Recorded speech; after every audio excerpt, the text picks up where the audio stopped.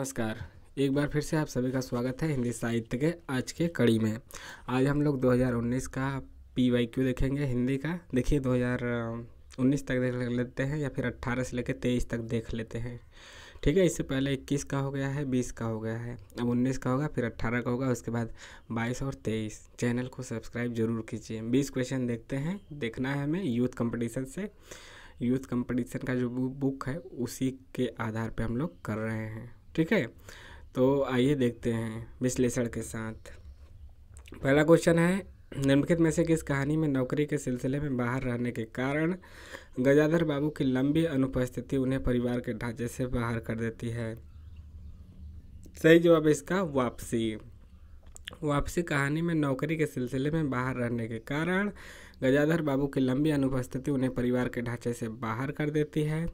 और वापसी जो कहानी है इसकी लेखिका उषा प्रियंवदा है। चीफ की दावत, मतलब आपको लगेगा कि इस वर्तमान पैटर्न पे पूछ रहा है उस प्रकार से क्वेश्चन होने चाहिए। जी ज़रूर, सही बात है, लेकिन PYQ से आपके जो कंसेप्ट क्लियर होंगे, जो नए क्वेश्चन मिलेंगे और क्वेश्चन का आंसर मिलेगा, चाहे कहानी हो, उपन्यास हो, उसके रचनाकार काल क्रमानुसार हो, वहाँ पे तो आपको मदद मिलेगी ही। उसी के आधार पे तो आपको वही क्वेश्चन है, तरीका बस पूछने का अलग है, थोड़ा सा डीप पूछना शुरू कर चुका है, लेकिन क्वेश्चन वगैरह तो वही है, सिलेबस तो वही है, चैप्टर तो वही है। तो इस प्रकार से हमें मदद करते हैं। जो 22 और 23 में ज़्यादातर पेपर हुए हैं वह आपके पैटर्न के हिसाब से है। बाकी उससे पहले के जो पेपर है वह आपको मदद करेंगे, भरपूर मदद करेंगे। देखिए, चीफ की दावत भीष्म साहनी द्वारा लिखित है। इसका मुख्य पात्र सामनाथ है, जो माँ जैसे रिश्ते की अवहेलना करके भी तरक्की पाना चाहता है। भीष्म साहनी इस कहानी के माध्यम से ऐसी मानसिकता पर करारा चोट करते हैं और यह संदेश देते हैं कि मूल से जुड़े बिना तरक्की संभव नहीं है। दोपहर का भोजन अमरकांत के द्वारा लिखित कहानी है। सिद्धेश्वरी इस कहानी यानी कि दोपहर का भोजन की प्रमुख महिला पात्र है। इस कहानी के माध्यम से एक भारतीय नारी द्वारा अपने पति एवं पुत्रों के लिए नित्य प्रति त्याग एवं संघर्ष को व्यक्त किया गया है, जिसकी गणना कहीं भी नहीं की जा सकती। बूढ़ी काकी मुंशी प्रेमचंद द्वारा लिखित कहानी है, जिसके द्वारा बुजुर्गों के प्रति उदासीनता की भावना को तगड़े कथा शिल्प के माध्यम से व्यक्त किया गया है। क्वेश्चन नंबर 2 है, प्रेमचंद की किन कहानियों में देसी रियासतों के राजाओं का चरित्र और वहां चलने वाली राजनीतिक गतिविधियों का चित्रण मिलता है? तो इसका सही जवाब है ऑप्शन नंबर सी, यानी कि A और C। A यानी रियासत का दीवान और C यानी शतरंज के खिलाड़ी।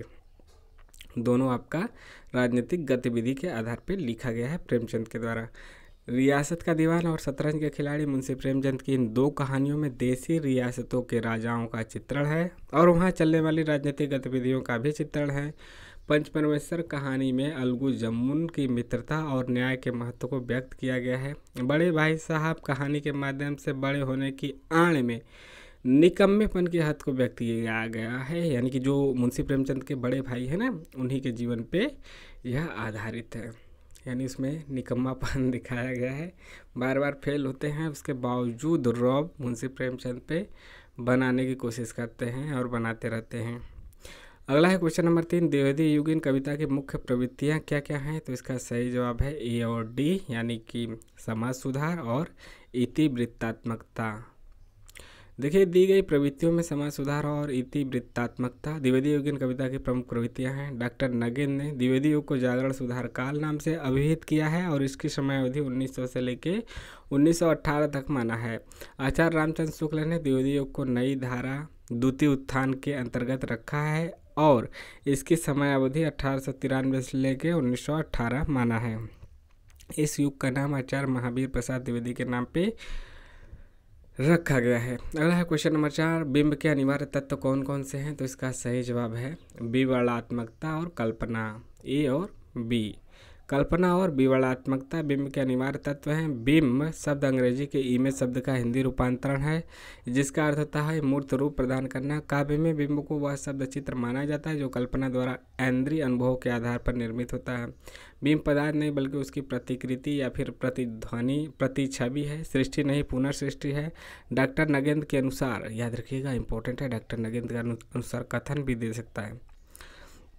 काव्य बिंब शब्दार्थ के माध्यम से कल्पना द्वारा निर्मित एक ऐसी मानस छवि है जिसके मूल में भाव प्रेरणा होती है। बिंब के मूलतः 3 तत्व हैं, कल्पना, भाव और इंद्रियता। क्वेश्चन नंबर 5 है, अपने काव्य सिद्धांत के निर्मिति के लिए किस पाश्चात्य आचार्य ने सहजानुभूति की अवधारणा को दिया? तो इसका सही जवाब क्या हो जाएगा? कौन? क्रोचे, हाँ क्रोचे। तो वहाँ पे सही जवाब क्या है? क्रोचे ने अपने काव्य सिद्धांत की निर्मिति के लिए सहजानुभूति और अवधारणा की सहारा लिया है। क्रोचे अभिव्यंजनावाद के प्रवर्तक हैं, याद रखिएगा, इंपॉर्टेंट। अभिव्यंजनावाद के प्रवर्तक कौन? क्रोचे। इन्होंने स्थेटिक नामक ग्रंथ इतालवी भाषा में लिखा है। किस भाषा में? इतालवी में, जो 2 भागों में विभाजित है। प्रथम भाग में सौंदर्य शास्त्र के सैद्धांतिक विवेचन है तथा दूसरे भाग में सौंदर्य शास्त्र का इतिहास है। उनके सौंदर्य विवेचन का आधार आत्मवाद है। क्वेश्चन नंबर 6 है, 20 क्वेश्चन हमें देखना है। प्रकाशन काल के अनुसार निम्नलिखित निबंध संग्रह का सही अनुक्रम क्या होगा? तो देखिए यहाँ पे क्या होगा, पहले आएगा श्रृंखला की 5वां ऑप्शन में वही है, बस आगे पीछे करके दिया गया है। श्रृंखला की कड़ियाँ, अशोक के फूल, अर्धनारीश्वर, सीरीज की याद आई। अब इसको हम देखते हैं प्रकाशन वर्ष के अनुसार। देखिए श्रृंखला और किसका है? श्रृंखला कड़ियाँ महादेवी वर्मा का है, 1942 में प्रकाशित। अशोक के पुल हजारी प्रसाद द्विवेदी का है, 1948 में प्रकाशित। अर्धनारीश्वर है रामधारी सिंह दिनकर का, 1952 में प्रकाशित। सीरीज की याद आई विद्यानिवास मिश्र का है, 1995 में प्रकाशित है। क्वेश्चन नंबर 7 है, निर्देश देना है, जैसे कथन और कारण है। कथन है, एसर्शन है और दूसरा तर्क है। ठीक है, पहले आपका एसर्शन क्या है? दलित चिंतन और साहित्य में अभियुक्त मनुष्य गांधी का हर्जन नहीं हो सकता, क्योंकि दलित साहित्य में मुख्यतः बाबा साहब अम्बेडकर के सामाजिक राजनीतिक चिंतन को अपनाया गया है। तो मतलब कि क्या लगता है आपको, दोनों बात सही है? हाँ, दोनों बात सही है, दोनों बात सही है। तो आगे चलते हैं। क्वेश्चन नंबर 8, निम्नलिखित में से हिंदी के यात्रा वृत्तांत कौन कौन से हैं? यहाँ पे देख लीजिए, याद हो कि न याद हो, अरे यायावर रहेगा याद, आखिरी चट्टान, जिनकी याद हमेशा रही, जिनकी याद हमेशा रही।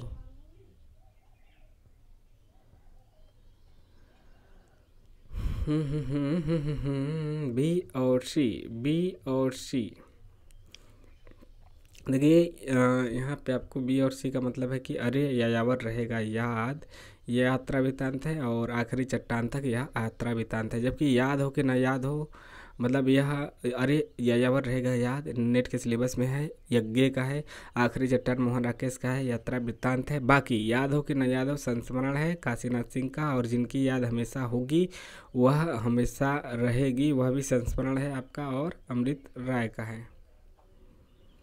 निम्नलिखित में से जयशंकर प्रसाद द्वारा रचित काव्य कौन सा है? तो इसका सही जवाब है, सही जवाब क्या है? ऑप्शन नंबर बी का मतलब कि क्या दिया? बी और डी, यानी कि जयशंकर प्रसाद रचित द्वारा उर्वशी है और आपका झरना है।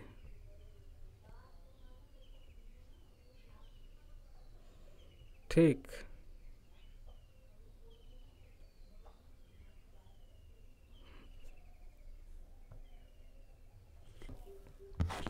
तो यहाँ पे हमने देखा बी और डी, उर्वशी और झरना।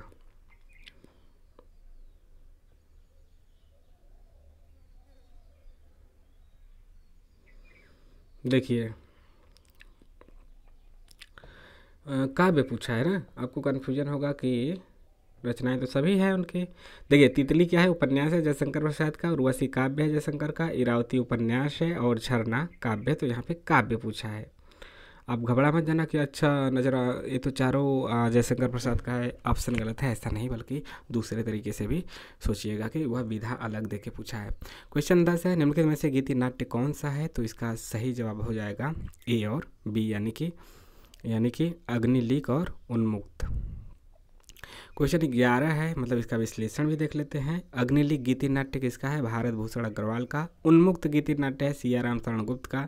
नेपथ्य राग नाटक है मीराकांत का। त्रिशंकु निबंध है अज्ञे का। अगला क्वेश्चन 11 है, निम्नलिखित काव्य पंक्तियों को उसके रचनाकारों के साथ सुमेलित कीजिए।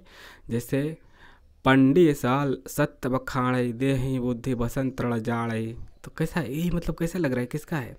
उसके बाद 12 बरिस ले कुकुर जिए और 13 ले जिए सियार। बाकी इधर कन्हपा है, सरापा है, जगनीक है, विद्यापति है। बाकी सी है बड़ कौशल तू राधे किनल कन्हाई लोचन आधे। जाति ओछा पाती ओझा जन्मू हमार, मतलब यह आप पूरा पढ़ेंगे तो आपको काफ़ी अच्छा लगेगा। सही जवाब तो इसका ऑप्शन नंबर ए है, लेकिन पहले आपको बता देना ए में क्या है, बी में क्या है, इससे अच्छा मतलब यही है कि यह पंक्ति किसका है यह पता रहे।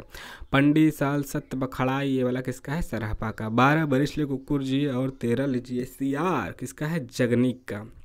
बड़ कौशल तू राधे किनल कन्हाई लोचन आधे, यह किसका है, विद्यापति का। जाति ओझा पाती ओझा नहीं ओछा, जाति ओछा पाती ओछा ओछा जन्म हमार रैदास का है, यानी कि संत रविदास। क्वेश्चन 12 है, अच्छी हिंदी बस एक ही व्यक्ति लिखता था, यह कथन किस आलोचक ने किसके बारे में कहा है। तो यह आपको पता चल जाएगा कि यह शुक्ल जी ने कहा है।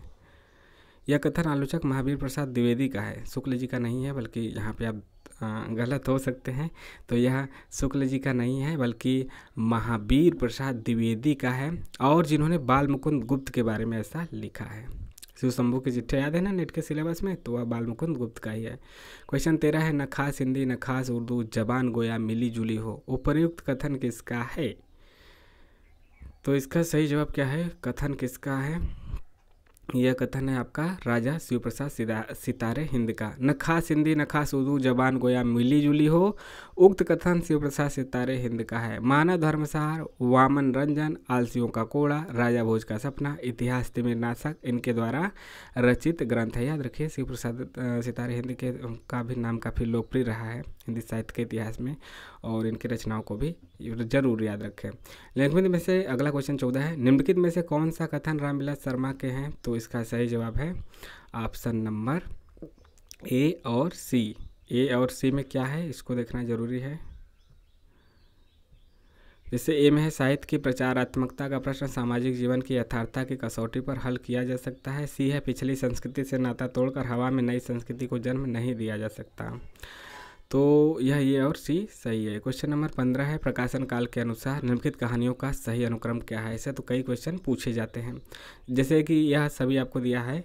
उसने कहा था, आकाशदीप, ईदगाह, परिंदे, यह आपके 4 ऑप्शन है, आगे पीछे करके दिया गया है। इसका सही जवाब क्या हो जाएगा, यही ऑप्शन नंबर बी। ठीक है, उसने कहा था आकाशदीप, ईदगाह और परिंदे। प्रकाशन वर्ष और उसके लेखक भी देखते हैं। उसने कहा था 1915, यानी कि यह आपके प्रथम विश्व युद्ध के पृष्ठभूमि पर आधारित है। चंद्रधर शर्मा गुलेरी का नेट के सिलेबस में भी है। आकाशदीप 1930 का है, जयशंकर प्रसाद का है। ईदगाह 1933 का है, मुंशी प्रेमचंद का नेट के सिलेबस में लगा हुआ। परिंदे 1956 का है, निर्मल वर्मा का है, यह भी नेट के सिलेबस में लगा हुआ है। परिंदे लतिका वाला। क्वेश्चन नंबर 16 है, भारत भारती के संबंध में कौन सा कथन सही है। सही नहीं बल्कि सही है। तो इसका सही जवाब क्या हो जाएगा, इसका सही जवाब आपको देखने को मिलेगा कि ए और सी है। ए का मतलब कि भारत भारती की रचना मुसद्दत से मुसद्दो जजे इस्लाम की प्रेरणा से हुई थी, और आपका सी है, गुप्त जी भारत दर्पण के लेखक ब्रजमोहन दत्तात्रेय कैफी से भी प्रभावित थे। अगला क्वेश्चन देखते हैं, मतलब इसका विश्लेषण देखते हैं। भारत भारती के संबंध में कथन ए और सी दोनों सही है। भारत भारती के लेखक मैथिली शरण गुप्त हैं। गुप्त जी ने भारत भारती की रचना मुसद्दत से मुद्दो जजे इस्लाम के प्रेरणा से की थी। वे भारत दर्पण के लेखक ब्रजमोहन दत्तात्रेय कैफी से प्रभावित थे। शेष विकल्प असंगत है, तो यह विश्लेषण हो गया। क्वेश्चन 17 है, निम्नलिखित में से दलित जीवन पर आधारित उपन्यास कौन सा है। तो इसका सही जवाब क्या है, बी यानी कि ए और डी, यानी धरती धन अपना भी है और यथा प्रस्तावित भी है। धरती धन अपना क्या है, नेट के सिलेबस में लगा हुआ है, दलित उपन्यास है और जगदीश चंद्र का है। ठीकरे की मंगनी किसका है, नासिरा शर्मा का। कठगुलाब किसका है, मृदुला गर्ग का। यथा प्रस्तावित जो अभी पूछा गया क्वेश्चन है वह भी दलित उपन्यास है, वह किसका है, गिरिराज किशोर का। अगला क्वेश्चन 18 है, प्रकाशन काल की दृष्टि से भीष्म साहनी के नाटकों का सही अनुक्रम क्या होगा। तो सही जवाब है ऑप्शन नंबर ए, यानी कि हानुस, फिर माधवी, फिर रंग दे बसंती चोला, फिर आलमगीर। लेकिन क्या इतना सही काम चलेगा, नहीं है, क्योंकि भीष्म साहनी के सभी जो भी यह सभी ऑप्शन भीष्म साहनी के हैं, उनके नाटक के। तो उसका सन भी देखना जरूरी है कालक्रम के अनुसार लगाने के लिए। हानुस 1977 का है, माधवी 1985 का, रंग दे बसंती चोला 1998 का, आलमगीर 1999 का है। क्वेश्चन 19 है, पाश्चात्य काव्यशास्त्र से कालरिच के अनुसार क्या मतलब सही है। तो इसका सही जवाब है ऑप्शन बी और सी यहाँ पे उनकी बातें सही है। कॉलरिज की तो ऑप्शन बी और सी को ही देखते हैं, सही चीज़ों को ही देखते हैं। कल्पना कार्यत्री प्रतिभा है, यही कवि की सृजनात्मकता है। और सी क्या है, कल्पना की मूल प्रकृति केवल अनुकृति परक है। ठीक है, यहाँ पे हो गया क्वेश्चन नंबर 20, यानी कि आज का आखिरी क्वेश्चन देखते हैं। देखिए क्या है 20वां नंबर क्वेश्चन, लेकिन यहाँ पे विश्लेषण भी 19 का कॉलरिज वाला। कॉलरिज के अनुसार कल्पना कार्यत्री प्रतिभा यही कवि की सृजनात्मकता है। कल्पना की मूल प्रकृति केवल अनुकृति परक है। शेष विकल्प असंगत है, तो यह आपका सही हो गया, मतलब 2 ऑप्शन। क्वेश्चन नंबर 20 आखिरी क्वेश्चन, निम्नलिखित में से कौन सा निबंध रामचंद्र शुक्ल के द्वारा रचित नहीं है? नहीं पे ज़्यादा जोर दीजिएगा। तो इसका सही जवाब है बी, सौंदर्य बोध और शिवत्व बोध, ये इनका नहीं है। बाकी मतलब क्वेश्चन के हिसाब से तो यही आंसर सही है, पूछा है नहीं है। बाकी चीज़ें इनके विषय में सही हैं। जैसे रसात्मक बोध के विविध रूप इन्हीं का है, मतलब और रचित है। साधारणीकरण और व्यक्ति वैचित्र भी है। काव्य में लोकमंगल की साधना अवस्था भी इनके बारे में सही है। बस सौंदर्य बोध और शिवत्व बोध इनके बारे में सही नहीं है। सौंदर्य बोध और शिवत्व बोध निबंध रामचंद्र शुक्ल के द्वारा रचित नहीं है, बल्कि अज्ञेय का है। किसका है? अज्ञेय का। जबकि आचार्य रामचंद्र शुक्ल द्वारा रचित निबंध, यह मतलब जो भी ऑप्शन है वह आचार्य शुक्ल है, आचार्य रामचंद्र शुक्ल के द्वारा रचित आपके निबंध हैं। जैसे रसात्मक बोध के विविध रूप, साधारणीकरण और व्यक्ति वैचित्रवाद, काव्य में लोकमंगल की साधना अवस्था, यह सब निबंध हैं शुक्ल जी के। ए सी डी इनके निबंध है, सी नहीं है। सी किसका है? सी है अज्ञेय का। यह किसके द्वारा लिखा गया है? अज्ञेय के द्वारा। ठीक है, आपको कैसा लगा कमेंट के माध्यम से ज़रूर बताइए। अपने सवाल सुझाव भी दीजिए और टेलीग्राम से भी जुड़ सकते हैं। चैनल को लाइक शेयर और सब्सक्राइब करना ना भूलें। हाँ, अपने सवाल ज़रूर पूछे, जो भी डाउट रह गए या फिर आपके शिकायत हैं उसको भी पूछे। आपको अच्छा लगा उसको भी कमेंट के माध्यम से ज़रूर बताएँ। आपका दिन शुभ हो। मिलते हैं नेक्स्ट वीडियो में। जय हिंद, जय भारत।